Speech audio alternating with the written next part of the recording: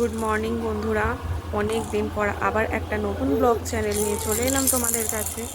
আসলে আমার শরীরটা খুব একটা ভালো ছিল না, তাই তোমাদের কাছে আমি ব্লগ নিয়ে আসতে পারিনি।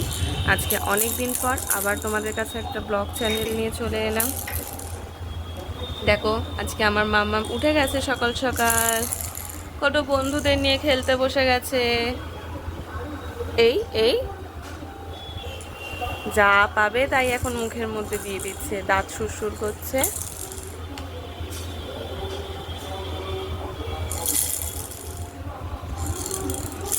মাম্মাম,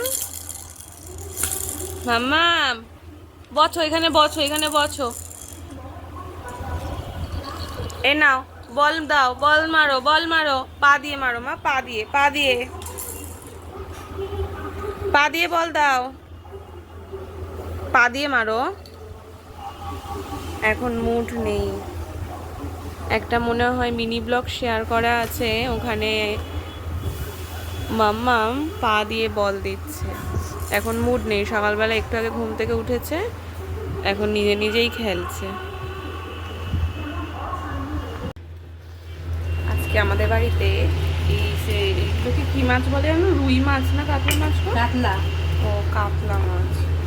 আজকে এই কাতলা মাছ আমি দিদিকে বললাম যে সব সময় তো আলু দিয়েই হয়, বা ঝিঙে দিয়ে, বেগুন দিয়ে, পটল দিয়ে, এসব দিয়ে হয়। আজকে বললাম একটু সর্ষে দিয়ে, পোস্ত দিয়ে করো, ধনে পাতা দিয়ে, বেশ গায়ে মাখা গায়ে মাখা ভালো লাগবে খেতে। আজকে আমাদের বাড়িতে এরকমই রান্না হবে। দিদি ভালোভাবে করবে, কিন্তু বেশ একদম টেস্টি টেস্টি করবে।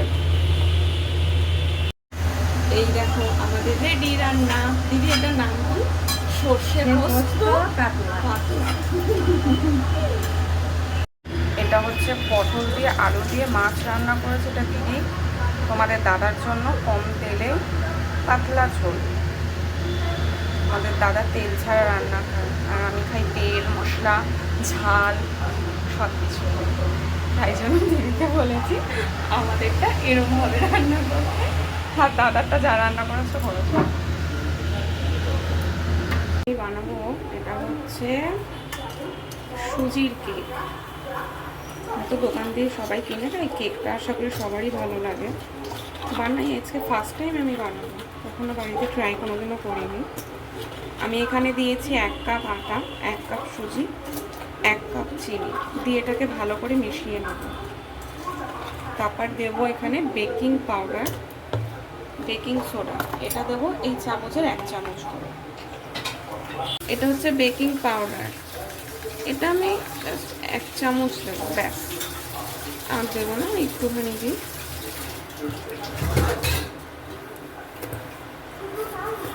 সোডা,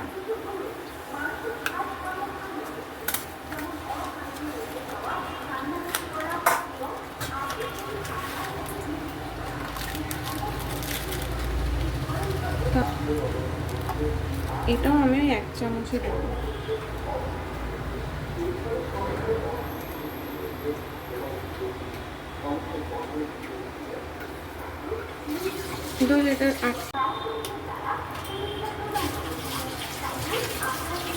এর মধ্যে দিয়ে দেবো আমি একটা ডিম,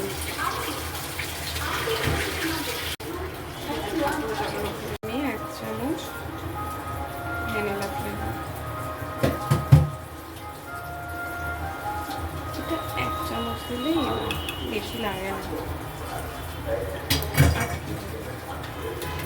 যে চা মানে যে কাপে আমি সুজি 1 কাপ নিয়েছিলাম, 1 কাপ ময়দা, 1 কাপ চিনি, এটাতে আমি দিয়ে দেবো 1 কাপ সাদা তেল।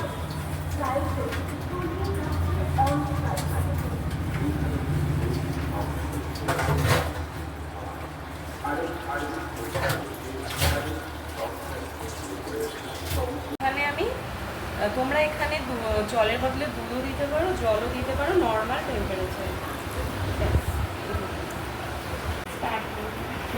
হয়ে গেছে। যত এটা ফাটাবে তোমরা, ভালো হবে, একটু গায়ে যত আমি ওটা তুলে দিয়েছি, আমি হাত দিয়ে ফাটাচ্ছি, আমি ওটা দিয়ে পারছি না। এখানে আমি বাটার পেপার কেটে নিয়েছি বাটিটার মতো সাইজ করে। এবার আমি এখানে একটু সাদা তেল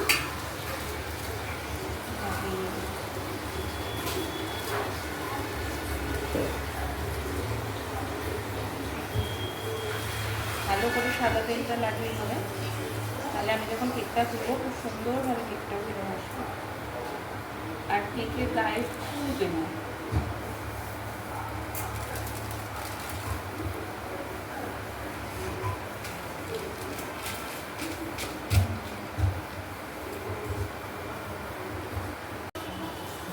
এবার আমি এই বাটার পেপার যে সাদা তেলটা দিয়েছি, এবার এর মধ্যে আমি কেকটাকে ঢেলে দেবো।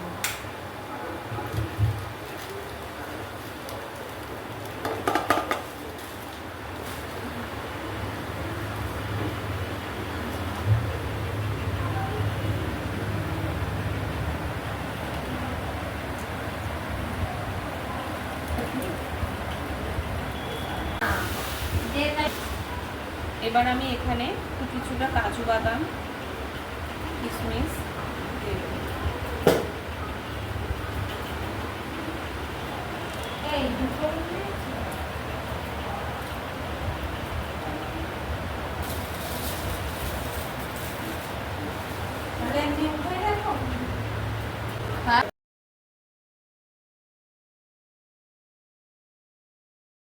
হ্যালো বন্ধুরা, আরে আমি তো অবাকই হয়ে গেছি।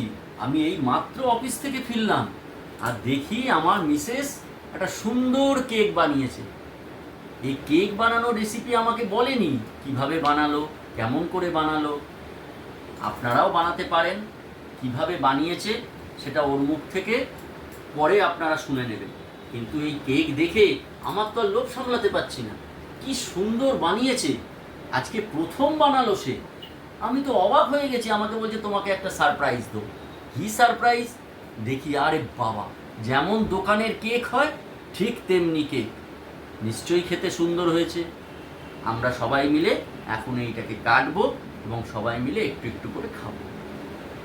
আমি দুপুরবেলা আজকে কেক বানিয়েছিলাম তোমাদের দাদা ভাইকে সারপ্রাইজ দেবো বলে।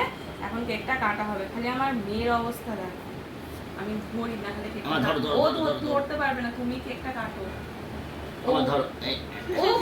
খাবলা দিয়ে উঠিয়ে না না না না, তুমি থালাটা ধরো, আমি কাটাচ্ছি। দু হাতে ধরো থালাটা।